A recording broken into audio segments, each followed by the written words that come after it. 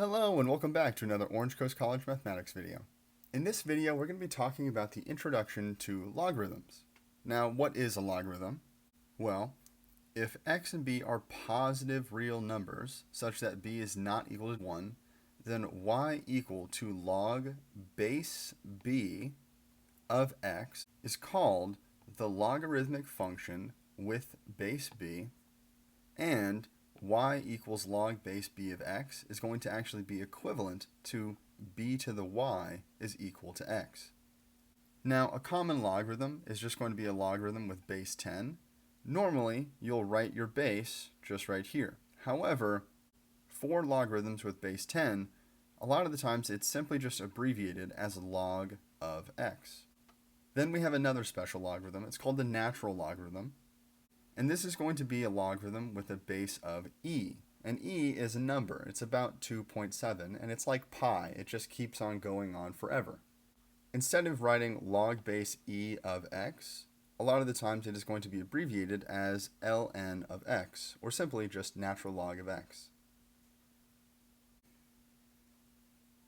Now, let's go ahead and check out our first problem, and we're supposed to convert from logarithmic form to exponential form.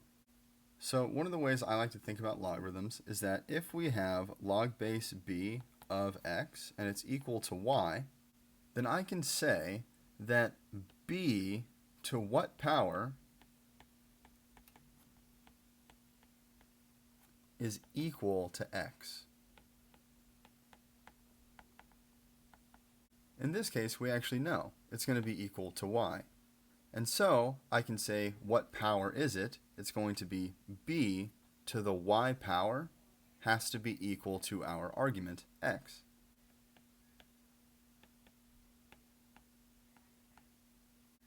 And so, checking out a, I'm going to look for my base. We have a log base 3. So I get to say 3 to what power is going to be equal to 9?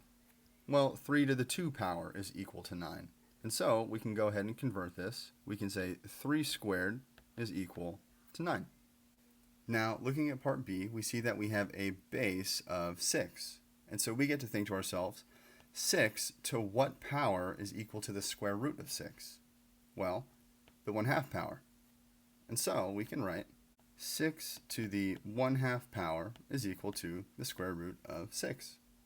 Now, looking at part C, we see that we have the natural log of x. And in this case, it might be hard to convert without seeing its kind of normal form. And so, let's convert it back into its original form. So, this is the same thing as log base e of x is equal to 2. And so then we get to go through the same steps. I say, what's my base? It's e. And so, we think e to what power is equal to x? Well, it's going to be this 2 power. And so we write e squared is equal to x. Let's go ahead and check out number 2. Number 2 asks us to convert from exponential form to logarithmic form. And so one of the things that's going to be really helpful here is identifying our base first. So we look for the number that is being raised to a power. In part A, 5 is the number that's being raised to a power. So I know that 5 is going to be our base. And so we can write that right away. Log base 5. And now we need to decide where the 3 and the 125 goes. Now, when we're looking at a logarithm with a base, we say the base raised to a power has to be equal to our argument. And so in this case, 5 to a power is really going to be equal to 125. And so we can say that our argument is 125, and we know that this has to be equal to 3. And we can even check this just to make sure that it makes sense. 5 to what power is equal to 125? Well, 5 to the 3rd power is equal to 125. And so we should feel confident in our answer. Let's go ahead and check out part B. For part B, the number that's being raised to a power is 10. And so we know that our base is 10. So we have log base 10. And now we need to think 10 to a power has to be equal to something. And so we know that 10 to the negative 2 power is equal to 0.01. So our argument is going to be 0.01 and then this is going to be equal to the power, negative 2. And then we can check that this makes sense. We have 10 to what power is equal to 0.01? Well, 10 to the negative 2 power is equal to 0.01. So we should feel confident in our answer.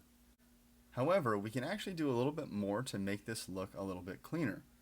When we have a base of 10, this is our common log. And so typically people would just write this as log without the base and then go directly into the argument. So we can write this as log of 0.01 is equal to negative 2. Now let's go ahead and check out part C. So what number is being raised to a power? In this case, it's going to be e. And again, e is not a variable, it is a number.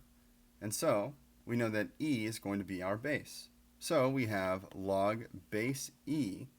And now we get to think, our base e to a power has to be equal to something. And so if we look at our formula, e raised to a power is equal to 2. So we'll have log base e of 2, and this has to be equal to y. Now when we have a base of e, this is known as the natural log. And so we can write this as ln of 2 is going to be equal to y. Let's go ahead and check out our last problem. So we're told to solve for x by converting the logarithmic equations to exponential form. And so what do we see here? We have a log of x. Now there's no base, so this implies that it is our common log. It's log base 10. So let's go ahead and write that. Log base 10 of x is equal to 4. And now we get to go through the logic of 10 to a power has to be equal to x. Now which power in particular? It's going to be this 4. So this is the same thing as 10 to the 4th power equals x. And so we know that this is going to be 10,000. Also, as a small trick, if you're ever dealing with tens to a power, you're just going to have a 1 followed by the same number of zeros as the power. So in this case, it was 10 to the 4th power. So we'll start off with a 1 and then have 4 zeros. If it were 10 to the 5th power, we would just tack on another 0, or 10 to the 6th power, we would tack on 2 more zeros. Okay, let's check out part B. So part B is natural log of x is equal to negative 1. Now let's go ahead and write this a little bit differently. So we have log base e of x is equal to negative 1. And so I get to think e to a power has to be equal to x. And what power in particular? The negative 1. So we get to say e to the negative 1 is going to be equal to x. Now, I typically don't like to have negatives in my exponent, so we can go ahead and rewrite this as 1 over e. Now let's go ahead and check out part C. Part C has a base of 19, and so it's going to be 19 to a power has to be equal to 1. What power? The x power. And so we get to say 19 to the x power has to be equal to 1. Now this one's a little bit harder to come up with, but we can kind of play a logic game here. What value of x is going to take 19 to the x power and make it equal to 1? Well, I can think of one number in particular, and that's going to be 0. This is because the 0 power is going to take any number to 1. And so we can say that x is going to be equal to 0. So moving on to our last little bit here, we have a base of x, and so we get to say x raised to a power has to be equal to 25. And which power in particular? The 2 power. And so we get to set up the equation x squared is equal to 25. And now we can just take the square root of both sides. So this is going to imply that x is equal to plus or minus the square root of 25. And hence we get x is equal to plus or minus 5. However, we have to be careful here because x is our base.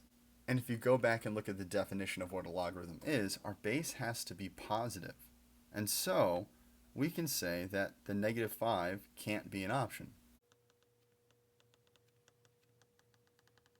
And so our only option out of plus 5 or minus 5 is going to be the positive one. So we can say that x has to be equal to positive 5. That's going to do it for this video, and I hope to see you in the next one.